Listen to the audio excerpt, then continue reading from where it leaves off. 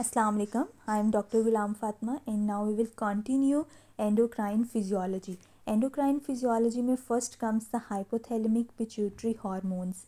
इन hormones में first of all ADH hormone और antidiuretic hormone जिसको हम vasopressin भी कहते हैं. Basically it increase the water reabsorption.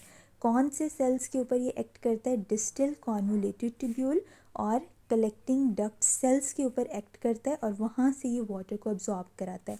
One thing that is missing in text is basically ADH को stimulate करने के लिए कोई स्टिमुलस भी होता है रिलीज़ करवाने के लिए, और वो स्टिमुलस है प्लाज्मा ऑस्मोलैलिटी. प्लाज्मा ऑस्मोलैलिटी बढ़ेगी, वो एडीएच को सिक्रीट करवाएगी और एडीएच रिलीज़ होने के बाद ये वाटर की अब्जॉर्प्शन को बढ़ाता है. Next comes CRH corticotrophin releasing hormone. ये हाइपोथैलेमस से बनता है. ठीक है, कॉर्टिकोट्रोफिन रिलीजिंग हार्मोन हाइपोथैलेमस से यहाँ से बनता है, पिट्यूटरी के पास आता है. पिट्यूटरी के पास इसके रिस्पॉन्स में ACTH बनता है. लेकिन ये ACTH डायरेक्ट नहीं बन जाएगा. कॉर्टिकोट्रोफिन रिलीजिंग हार्मोन एक प्रिकर्सर बनाता है विच इज़ कॉल्ड द प्रोओपियोमेलेनोकॉर्टिन. ये जो प्रिकर्सर है ये तीन चीज़ें बनाएगा. एक ACTH बनाएगा, मेलेनोसाइट स्टिमुलेटिंग हार्मोन बनाएगा और बीटा एंडोर्फिन्स बनाएगा. इसीलिए जब भी CRH स्टिमुलस जिस तरह कुशिंग डिजीज़ में बढ़ता है तो ACTH के साथ MSH भी बढ़ेगा. That is why patient are having hyper pigmentation. ठीक है, तो दिस पॉइंट के CRH से ACTH, MSH और बीटा एंडोर्फिन्स बनते हैं. Next comes dopamine. डोपामीन के बारे में एक बात याद रखनी है कि ये प्रोलैक्टिन को इनहिबिट करता है. प्रोलैक्टिन एक ऐसा हार्मोन है जो कि मिल्क प्रोड्यूस करवाता है. ठीक है, मीन्स के लैक्टोजेनेसिस एक होता है ऑक्सीटोसिन, एक होता है प्रोलैक्टिन.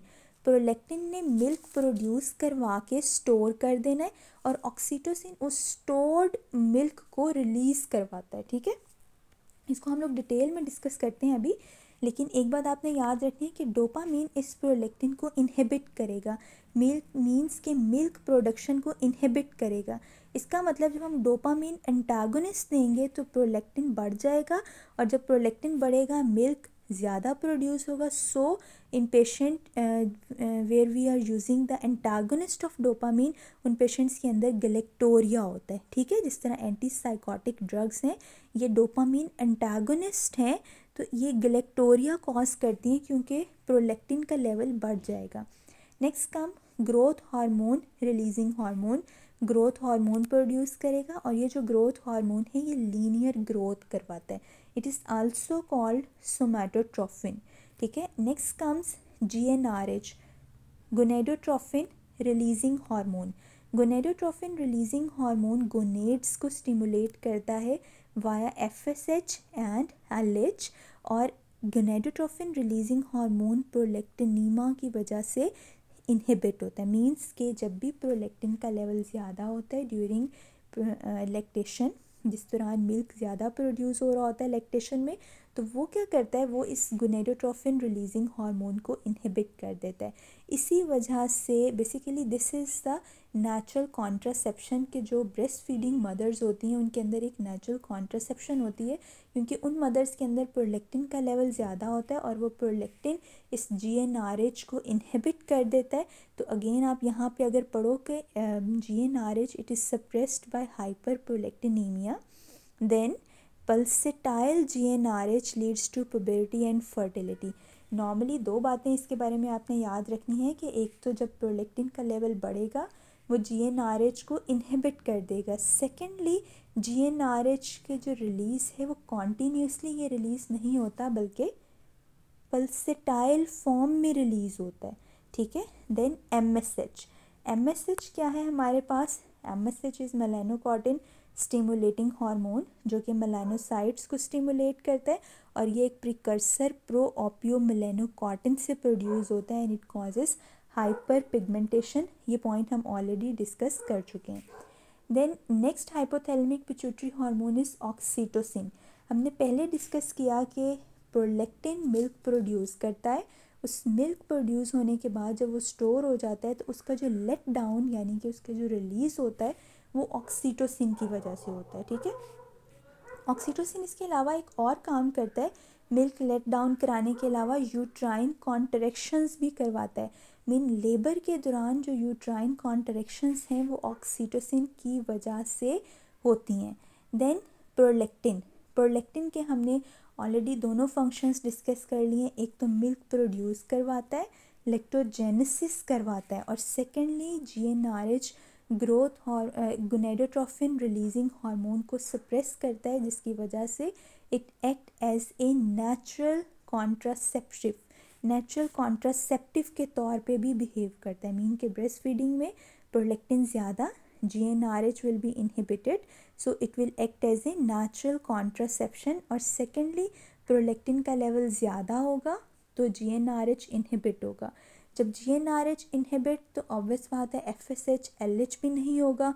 FSH LH नहीं होगा तो पेशेंट इनफर्टाइल होगा। मीन एमेनोरिया, हाइपोगोनेडिज्म और ऑस्टियोपोरोसिस जब ईस्ट्रोजन हार्मोन कम होता है। सेकेंडली गलेक्टोरिया क्यों होगा? क्योंकि जब GnRH कम होगा तो उसके रिस्पॉन्स में हमारे पास सेकेंड थिंग जो प्रोलैक्टिन करेगा वो लैक्टोजेनेसिस करेगा और उस वजह से पेशेंट में गलेक्टोरिया होगा। तो जब आप चीज़ों को रिलेट करके पढ़ते हो तो उसको याद करना कुछ भी मुश्किल नहीं होता। ये जितने फंक्शंस हैं इनको रट्टा लगाने की ज़रूरत नहीं है। हम पढ़ रहे हैं पिट्यूटरी प्रोलैक्टिनोमा, प्रोलैक्टिन ज़्यादा, GnRH कम तो गोनेडिज्म, हाइपोगोनेडिज्म और लैक्टोजेनेसिस की वजह से गलेक्टोरिया। देन सोमैटोस्टैटिन ग्रोथ हार्मोन और TSH को इनहिबिट करता है। And TRH thyroid releasing hormone, ये हमारे पास हाइपोथैलेमस से बनता है और ये बेसिकली क्या करता है, ये एक तो प्रोलैक्टिन को स्टिमुलेट करेगा और दूसरा TSH को स्टिमुलेट करेगा। और जब प्रोलैक्टिन ज़्यादा होगा तो इन पेशेंट्स के अंदर गलेक्टोरिया होता है। Next is physiology of growth hormone.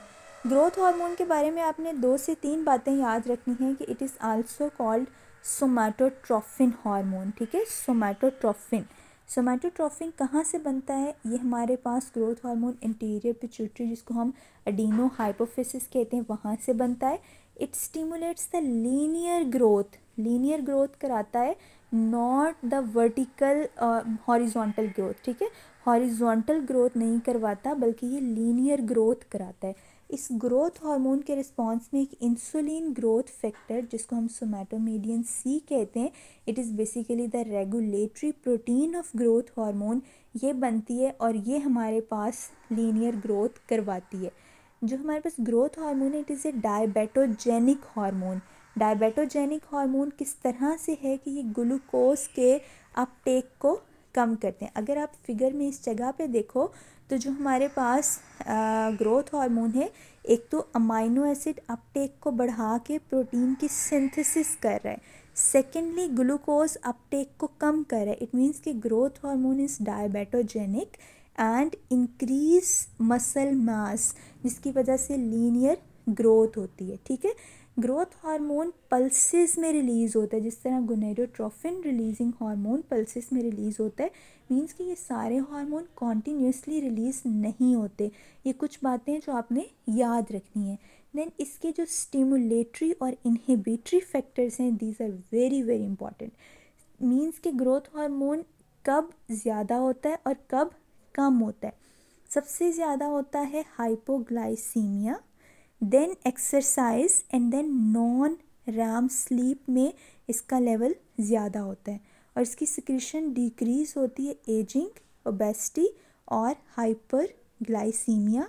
और somatomedin C which is a regulatory protein जो इसकी सिक्रीशंस को इनहिबिट करती है।